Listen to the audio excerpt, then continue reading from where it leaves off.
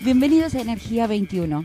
Hoy estamos en el Parque de la Ciencia, un lugar donde los días domingo a la tardecita se junta arte y ciencia. Por un lado, el arte a través de bandas musicales y por el otro, la ciencia a través de paneles fotovoltaicos que abastecen de energía eléctrica a esa banda para que suene ante un público que queda maravillado y sorprendido porque ve cómo actúa la ciencia en pos del arte y el arte a partir de la posibilidad que le brinda la ciencia. Entre descansos que se producen en las bandas hay información para la comunidad que asiste sobre el tema vinculado a la energía. Así que te vamos a invitar para que asistas mañana por la tardecita a este lugar, el Parque de la Ciencia, para escuchar una banda abastecida con la fuerza del sol. Entonces vas a escuchar los sonidos del sol.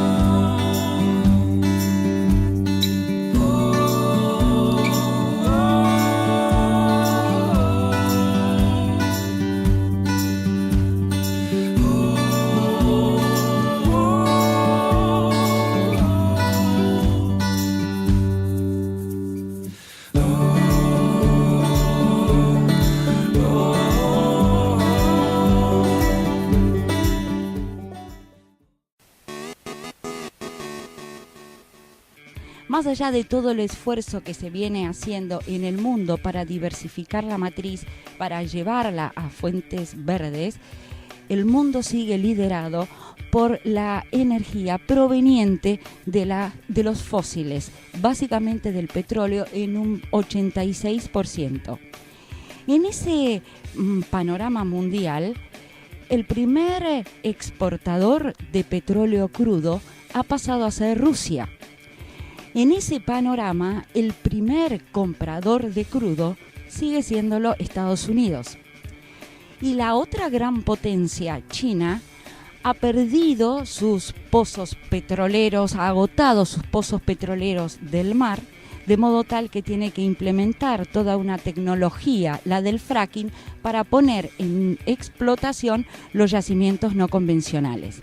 De ahí entonces que China anuncia un paquete importantísimo para el desarrollo de las renovables.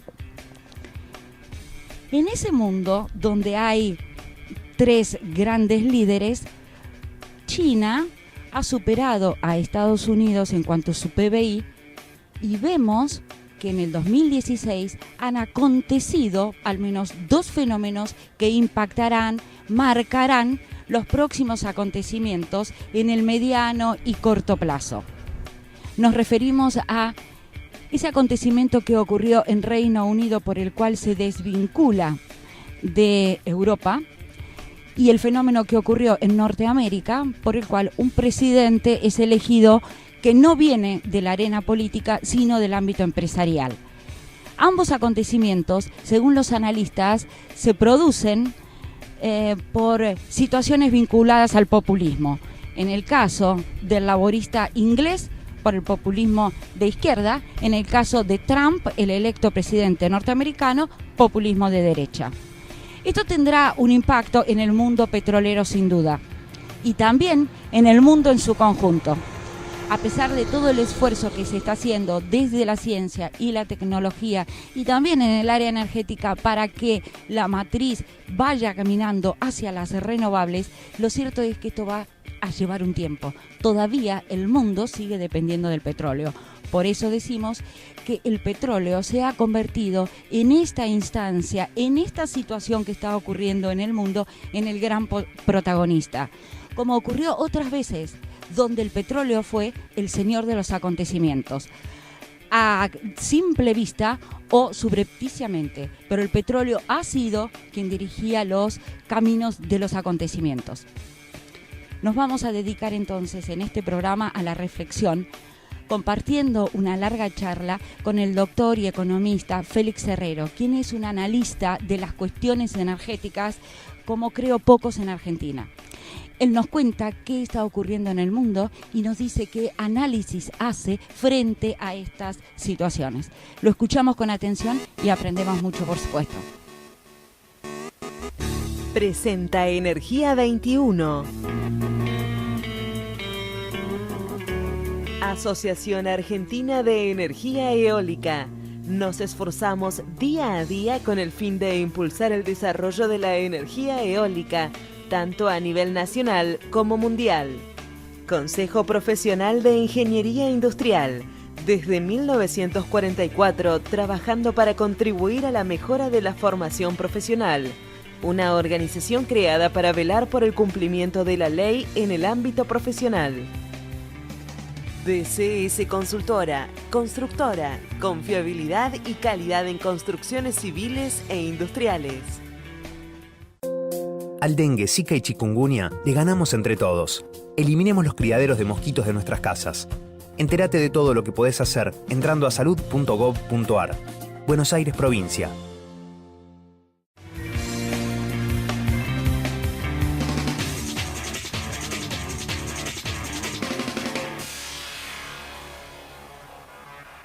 Félix, lo primero que quisiéramos analizar a través de un artículo que hemos leído muy inteligentemente presentado es esta relación de Estados Unidos aliándose a Rusia para evitar el peligro amarillo, como llamaron a los chinos en algún momento. ¿Por qué se da esto y qué incidencia tiene el petróleo, si la tiene, en tal circunstancia? Claro, el artículo lleva el título que utilizaba Bill Clinton en su campaña electoral, es la economía, estúpido. Yo aclaro que es copiado de esa frase de Clinton, utilizada por muchísimas analistas en muchos temas, y le puse, es el petróleo, estúpido. ¿Por qué? Porque en este momento hay 7 guerras en el mundo. 3 en África, Medio Oriente, por el petróleo. La posición internacional de los países, sobre todo de los 3 grandes países, los Estados Unidos de Norteamérica, la República Popular China y la Federación Rusa, los 3 viven el drama del petróleo como un tema de actualidad, pero de gran actualidad, que fija la política internacional. Yo sigo sigo en el sentido que lo leo siempre, no dejo de leerlo, a un gran energético que se hizo especialista en relaciones exteriores norteamericanos, que se llama Michael Clare, que también demuestra la importancia del petróleo en la política actual de fines del siglo pasado y los 17 años que llevamos de este siglo. El país que no tiene petróleo no puede subsistir. Tomando los 3 grandes países del mundo, Estados Unidos y Rusia son los 2 principales productores. Rusia ya es el exportador número 1 de petróleo, lo pasó a Arabia Saudita, según la British Petroleum. Entonces, esos 2 países están resatisfechos, aunque Estados Unidos sigue importando el 30% de lo que consume. Y por otro lado está China, que no tiene petróleo. Lo tuvo en Mar del Norte, se agotó, el Mar de China. En el Mar del Norte también se agotó el petróleo del lado de Inglaterra. Entonces, del lado, en el Mar de China se agotó el petróleo y ahora está haciendo un proceso muy grande para extraer a través del método del fracking. Es decir, pasar al petróleo no convencional. Bueno, estos tres países fijan toda la política internacional o gran parte de la política internacional en función de la existencia del petróleo, del gas natural, en los países del mundo. Entonces, el acercamiento entre Estados Unidos y Rusia puede deberse al petróleo. Rusia es el primer exportador, Estados Unidos necesita ese petróleo, China no lo tienen, aliándose ellos dos, impedirían que la locomotora del mundo, China, siga siendo la locomotora del mundo. Sí, sería en ajedrez un gran gambito por el cual Estados Unidos rompe fuertemente con China, pero hace romper China con Rusia. Pierde un peón y gana una dama, digamos. La ruptura de la relación China-Rusa sería importantísimo por Estados Unidos, porque China lo ha pasado a Estados Unidos en el PBI industrial. Ya está en el número 1. Entonces, la situación es, si se separa China, si China deja de tener el gas, el gran gasoducto que se ha hecho ahora para China, y el petróleo chino, quedaría en una situación muy difícil. Tendría que seguir importando, sobre todo de Irak, de Arabia Saudita, de Kuwait. Pero son países que son peligrosos, porque la guerra está en el Medio Oriente. Donde está el petróleo hay guerra. En el Medio Oriente hay muchas guerras y hay muchas políticas endebles, no sustentables en el tiempo.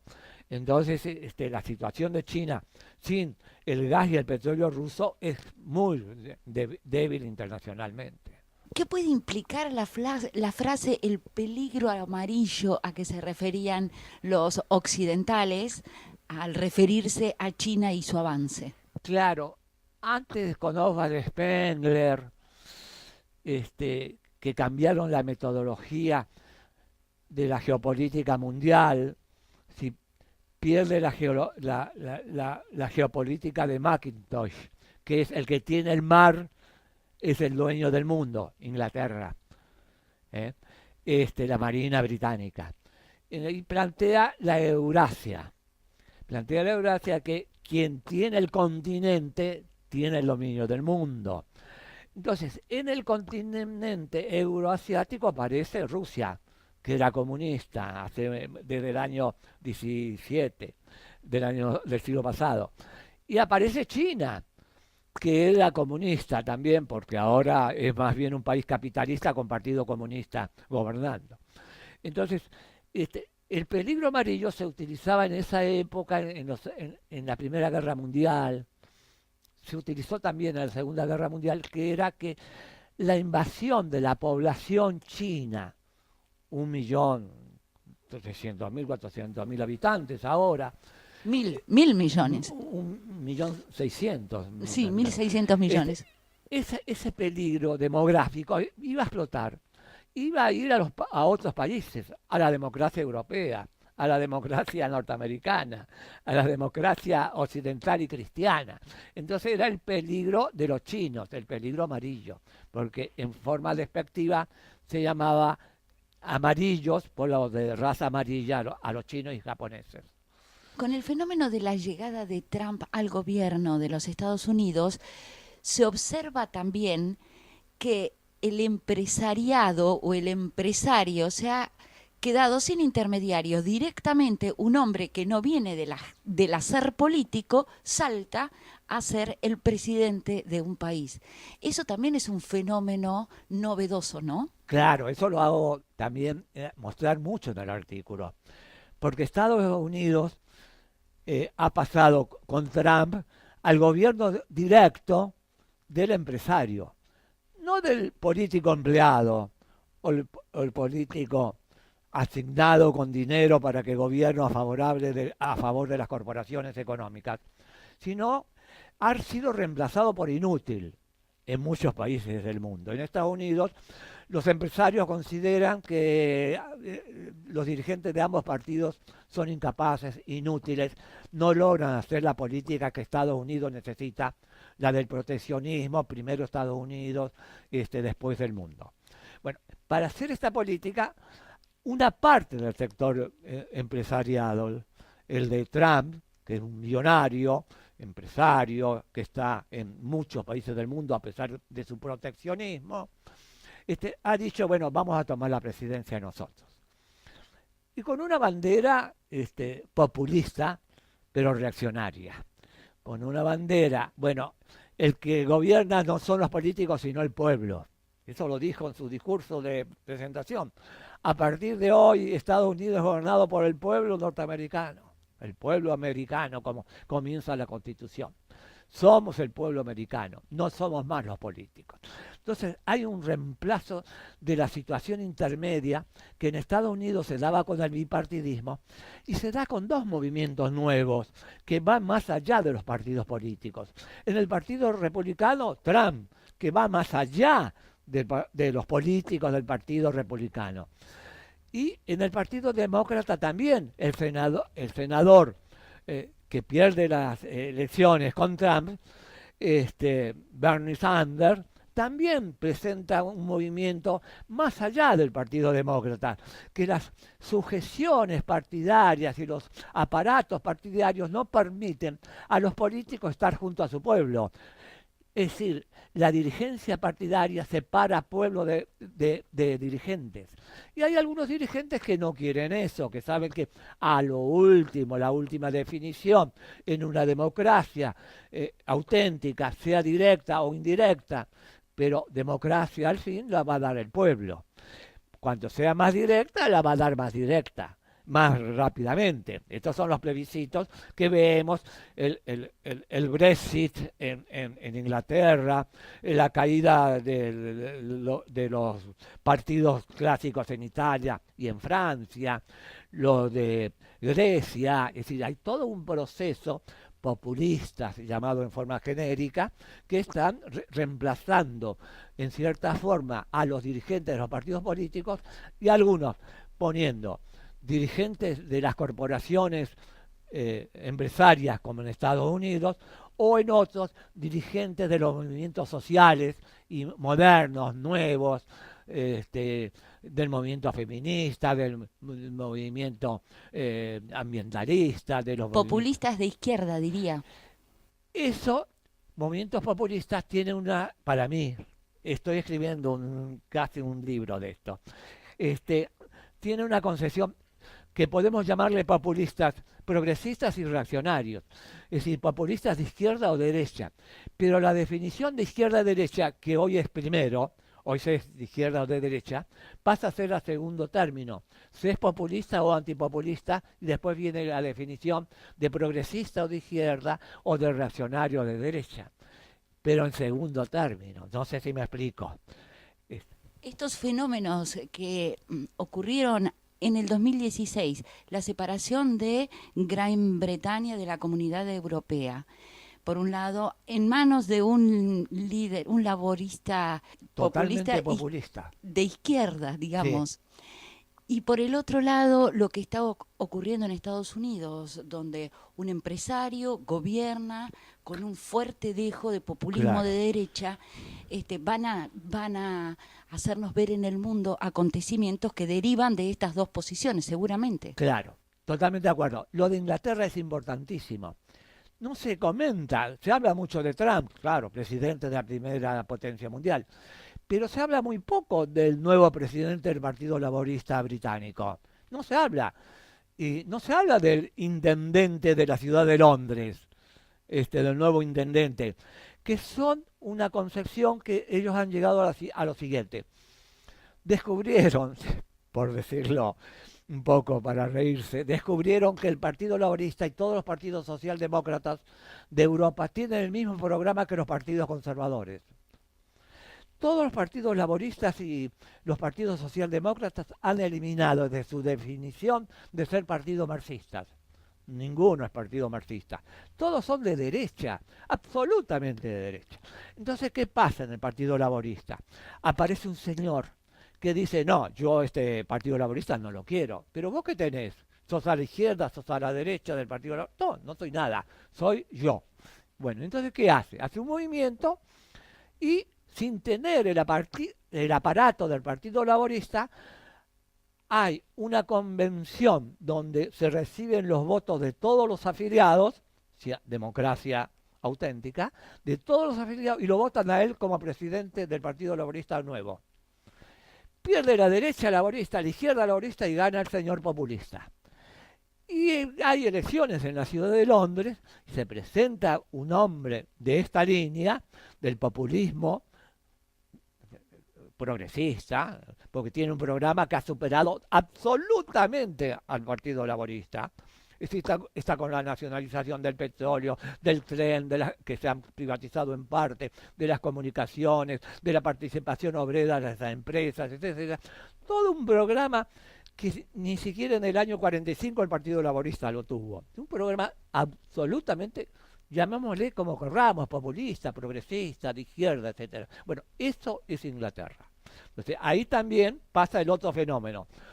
Un populismo que reemplaza a los partidos políticos y dice, bueno, yo quiero representantes de la sociedad, del pueblo. Y en Estados Unidos pasa lo mismo, pero dice, yo quiero un representante de las corporaciones. Son los dos populismos. Un populismo popular, es repetir la palabra, populismo popular, y un populismo antipopular.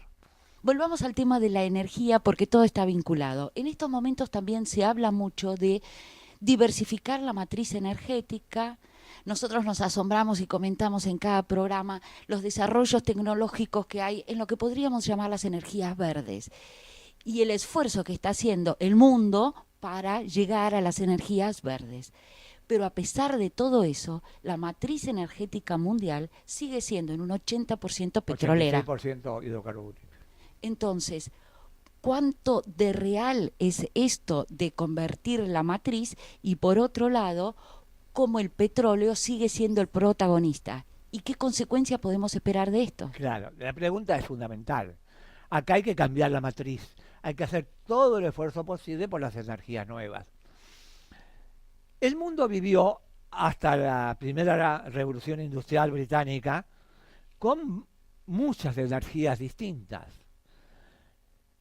con usos distintos de la energía solar al que se aplica hoy, que se hace electricidad, a la eólica con usos distintos, a la bioenergías, pero el mundo vivía la energía humana, la energía animal, la energía esclava, que explica por qué había tanto esclavismo en alguna época de la humanidad. Y de grandes construcciones, edilicias, sobre todo. Atraer la energía. El esclavo era como el buey, era una fuerza de energía. Por eso había que tener esclavos. Roma necesitaba energía, no esclavos para alimentar que no se mueran. Necesitaba energía para producir y que trabajaran los esclavos y no los señores. Entonces, hasta la primera revolución industrial del siglo XVIII británica, había muchas energías, bioenergías. Recordemos al Quijote con los molinos, recordemos a Holanda ya con sus molinos de agua. Es decir, había muchas energías. Pero viene una energía que se impone a todo, el carbón. Viene la revolución industrial, Inglaterra tiene carbón, Francia tiene carbón, Alemania tiene carbón, Estados Unidos tiene carbón. Se hace la gran revolución donde el carbón reemplaza todo. Mata las energías verdes, llamémosle así. Es reemplazado, el motor reemplaza todo. Después aparece el descubrimiento del petróleo en Pensilvania. 1857. Segunda revolución industrial. Segunda revolución energética e industrial. Se había producido, pero acá se produce la segunda revolución industrial. ¿Con qué? Con el petróleo. Todavía el gas se tira al aire, a la atmósfera. Y el petróleo produce una gran revolución, reemplaza el carbón. ¿Por qué? Ocupa menos lugar, tiene más potencia, potencialmente, calóricamente tiene más potencia que el carbón, está en muchos lugares del mundo. Entonces, un joven ministro de Marina del Reino Unido, Winston Churchill, 1916, ordena que la Armada Británica deje el carbón y utilice el petróleo. Obviamente el petróleo era mucho más, el carbón ocupaba el barco de guerra más que los cañones. El petróleo permitió hacer de los barcos de guerra realmente armas mortíferas. Y bueno, la Armada Británica se impone en la Primera Guerra Mundial con este descubrimiento. A partir de ahí, y la revolución del automóvil, Henry Ford, 1901, en Estados Unidos, hace que el petróleo reemplace absolutamente al carbón. Hoy el carbón sigue utilizándose en China y en los Estados Unidos. ¿Para qué? Para hacer electricidad. ¿Sí? Las usinas usan carbón. No hay otro uso, obviamente. Entonces, esta revolución del petróleo va ¿hasta dónde? Hasta la crisis del petróleo. 1970, pongamos. Nosotros vivimos 3 crisis del petróleo. En el año 73, una crisis de suba de precio. En el año 79-80, otra suba de precio. Y en el año 2015, 2016, la caída del precio del petróleo. El petróleo llega a $25 el barril, cuando estaba a $150 2 meses antes. Estamos hablando de mayo del año 2015. Entonces, esta tercera revolución que se va pasando, porque hoy día el petróleo está a $53 el barril. Se fue pasando lo más grave de la crisis. Pero entonces, lo que estamos viviendo es una crisis del petróleo y un desarrollo técnico a favor de las nuevas energías, que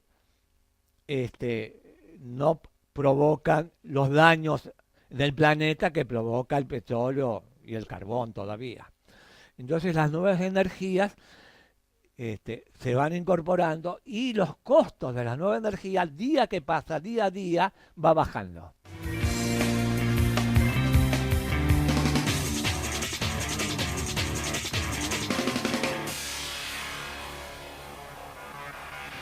Nos vamos a una pausa, nos refrescamos, pero venimos en un instante porque vamos a seguir conociendo qué está ocurriendo en el mundo con esta situación en que el petróleo sigue siendo el señor protagonista.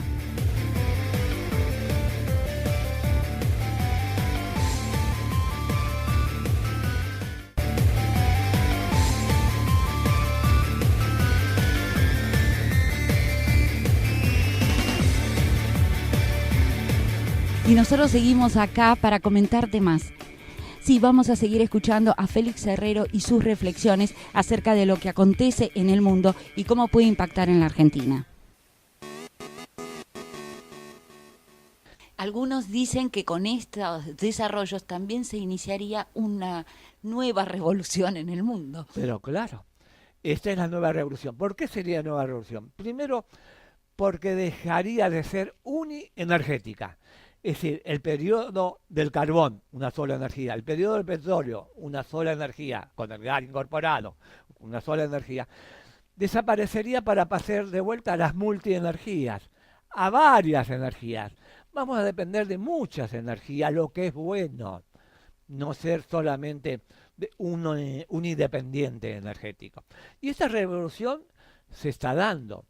Por ejemplo, Estados Unidos ha designado en la EPA, la Agencia de Protección la Ambiental, Agencia de Protección Ambiental, lo designó como secretario de Energía a Rick Perry, Partido Republicano, fue opositor en la interna con Trump, perdió, gobernador del estado de Texas durante 14 años. Un petrolero tejano. 14 años. Es el gobernador que tuvo más tiempo en el ejercicio del cargo en la historia de Texas. Texas es el primer estado petrolero. Este señor hizo a su vez una revolución ecológica. No obstante estar al servicio de las empresas petroleras tejanas, en este momento Texas es el primer estado que tiene energías verdes o nuevas, no contaminantes. ¿Por qué? Porque está aprovechando el crecimiento de la baja del costo de las energías solar y eólica. En este caso es eólica en Texas. Pero esto es importante. ¿Sí? Este señor es pro petrolero, pero a su vez no fue anti energías nuevas. Lo que sirve para el proceso de pase de una energía a otra. Porque las energías suelen tener grupos económicos enemigos. Los petroleros son anti-energías verdes porque le quitan el negocio, hasta que tomen el negocio de la energía verde.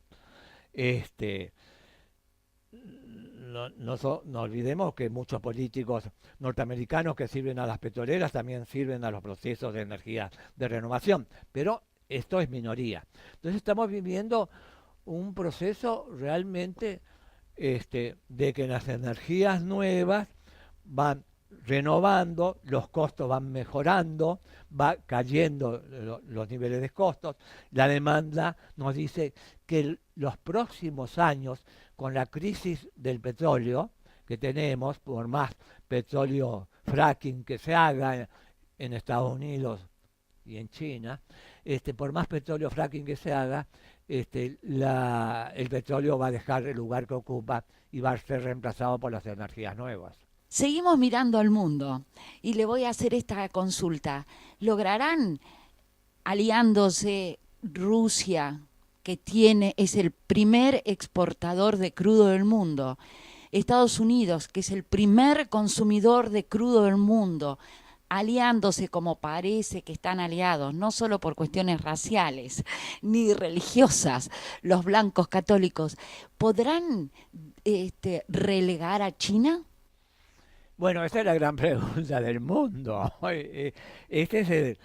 Es la aparición de China en el mundo como potencia, como primer productor mundial, qué sé yo.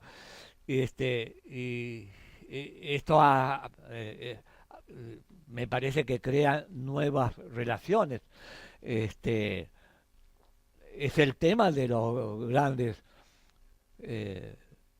estudiosos de la geopolítica mundial, es este tema, es el trío, Estados Unidos, Rusia, China, son las tres grandes potencias del mundo, todas las demás se adhieren o no se adhieren.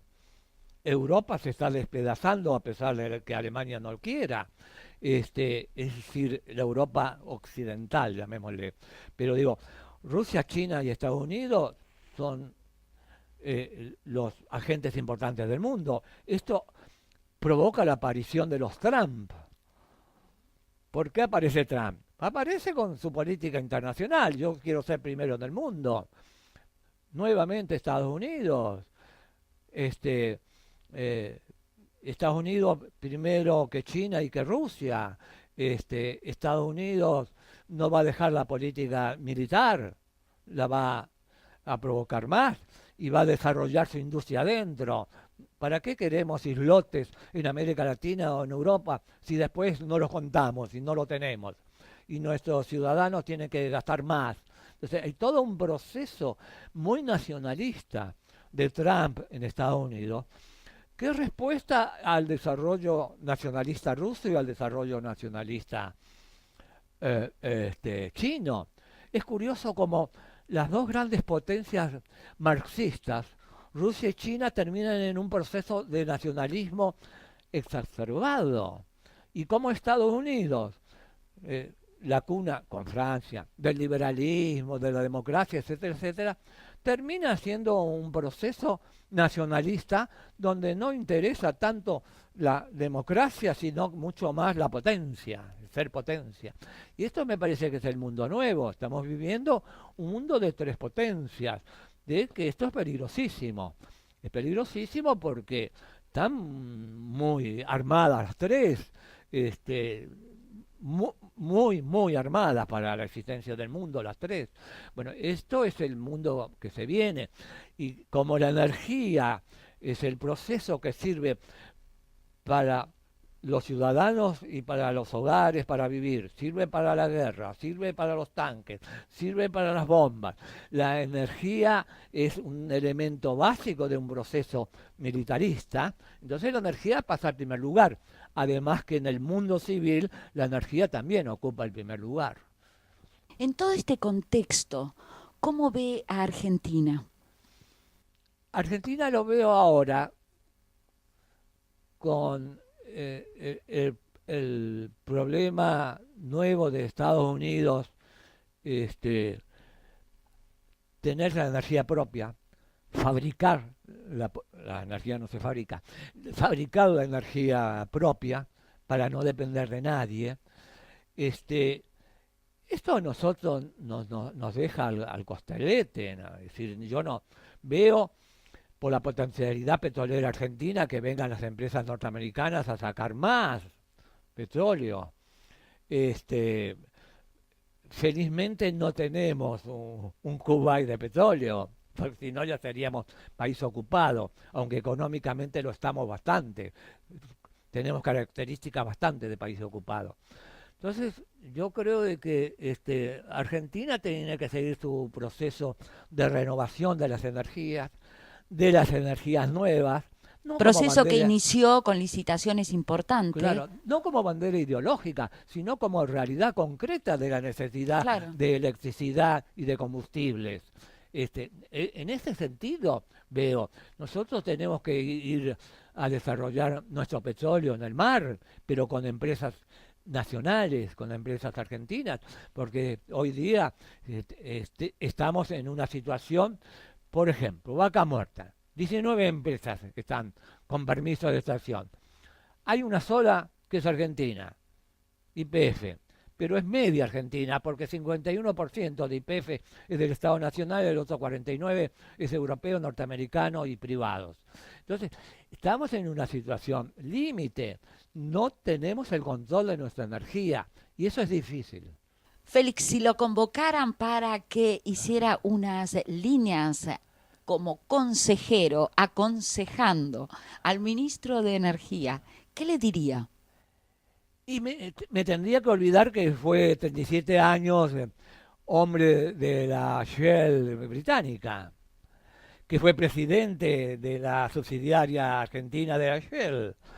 Entonces, si hay una política nacional al servicio de la gente y no de las grandes empresas internacionales del petróleo, diría sí. ¿Y qué le aconsejaría? Aconsejaría retomar las energías del viento, del sol, de las nuevas energías. Seguiría con el problema con el desarrollo del hidrógeno, que Argentina fue uno de los primeros en llevarlo a cabo, pero no tiene dinero para generalizarlo, su uso en los autos en la flota de autos de la Argentina. Diría que Argentina energéticamente no es Argentina, que Argentina energéticamente es América Latina. La unión de América Latina es la que nos hace servir a nosotros. Si el mundo está dividido por grandes grupos, cuando estamos hablando de los tres grandes países, son tres grandes confederaciones de países. China, Rusia, Estados Unidos, son potencias mundiales. Nosotros no podemos seguir viviendo divididos por un río, por una montañita. Nosotros tenemos que estar unidos profundamente para poder ser parte, ser persona en este mundo de grandes personalidades. ¿Usted nos ve como una confederación latinoamericana? Eso es mi deseo, por supuesto. Yo pienso que eso es lo que debemos hacer. Hicimos confederación del país, cuando el país debería ser una federación confederada en América Latina. La energía puede ser el camino. La energía puede ser gracias a que la energía provoca crisis. En las crisis los países toman muchas de sus grandes decisiones. No solamente en el avance progresivo de todos los días, que es la forma normal, lógica y deseable, sino también en las crisis. La crisis del petróleo cambió el modelo internacional. El petróleo hoy día está provocando políticas internacionales.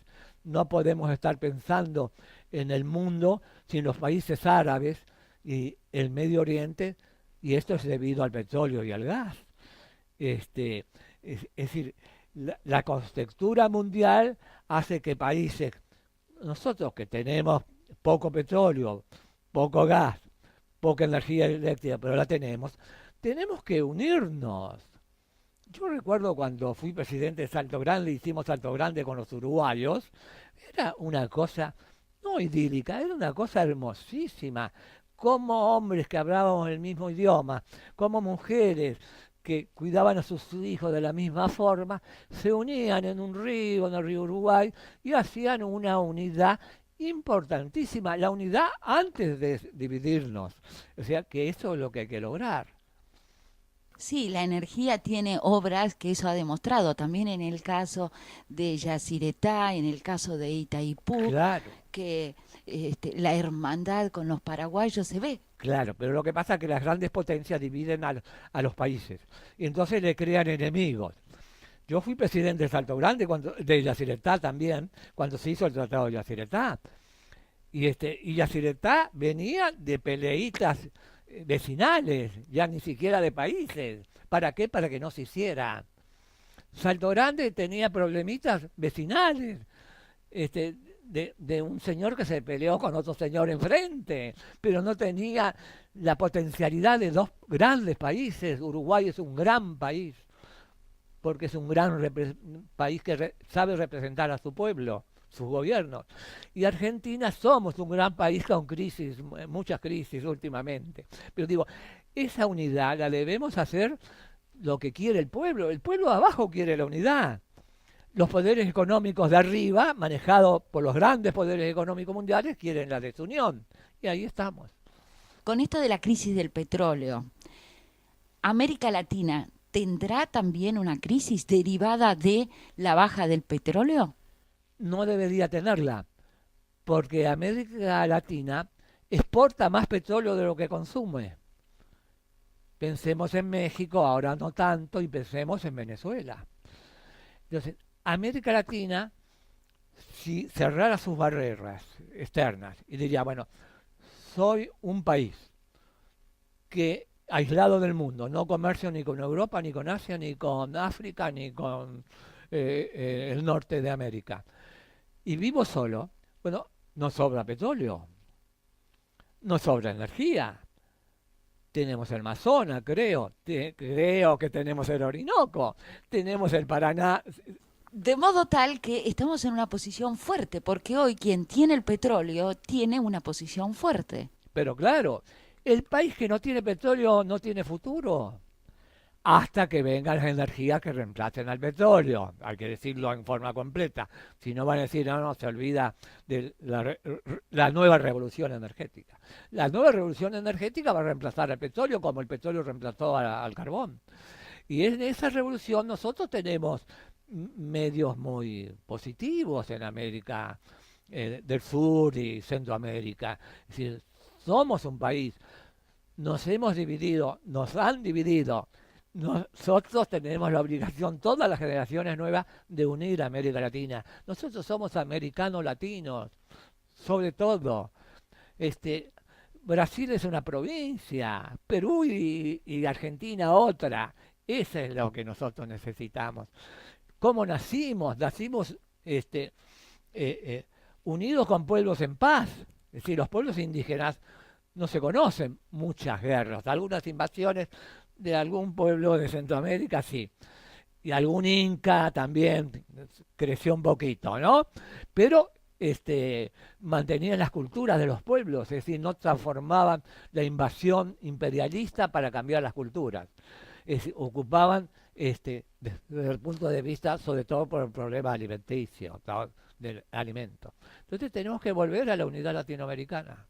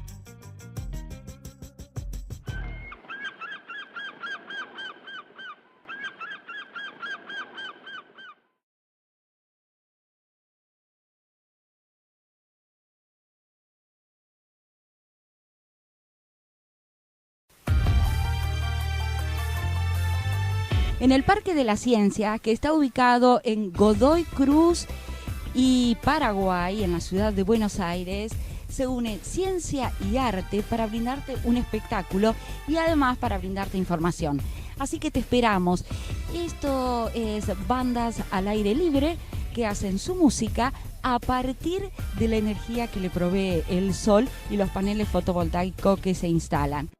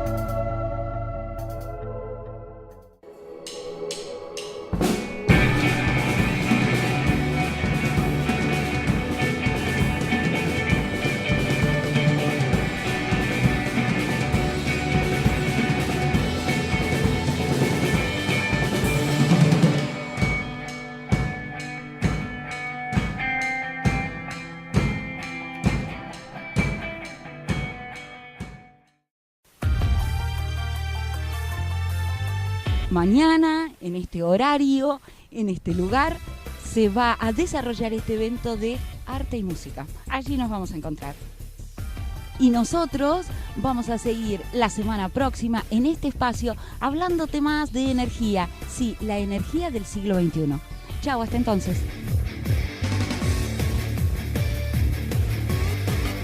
Presentó Energía 21.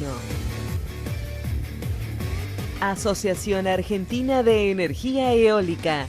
Nos esforzamos día a día con el fin de impulsar el desarrollo de la energía eólica, tanto a nivel nacional como mundial. Consejo Profesional de Ingeniería Industrial. Desde 1944, trabajando para contribuir a la mejora de la formación profesional. Una organización creada para velar por el cumplimiento de la ley en el ámbito profesional. DCS Consultora, constructora, confiabilidad y calidad en construcciones civiles e industriales. Al dengue, zika y chikungunya le ganamos entre todos. Eliminemos los criaderos de mosquitos de nuestras casas. Entérate de todo lo que podés hacer entrando a salud.gov.ar. Buenos Aires, provincia.